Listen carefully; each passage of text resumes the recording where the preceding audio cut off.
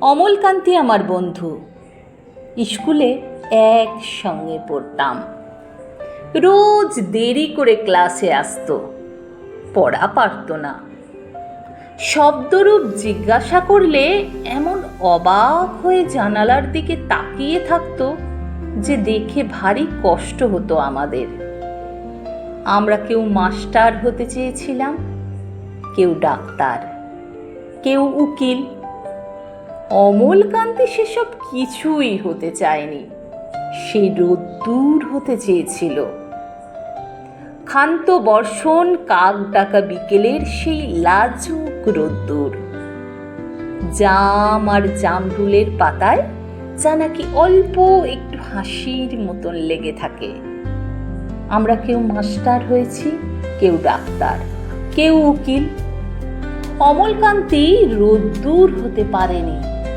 সে এখন অন্ধকার একটা ছাপাখানায় কাজ করে। মাঝে মাঝে আমার সঙ্গে দেখা করতে আসে, চা খায়, এটা ওটা গল্প করে, তারপর বলে উঠি তাহলে। আমি ওকে দরজা পর্যন্ত এগিয়ে দিয়ে আসি। আমাদের মধ্যে যে এখন মাস্টারি করে, অনায়াসে সে ডাক্তার হতে পারত। যে ডাক্তার হতে চেয়েছিল, উকিল হলে তার এমন কিছু ক্ষতি হতো না। অথচ সকলেরই ইচ্ছা পূরণ হলো, এক অমলকান্তি ছাড়া।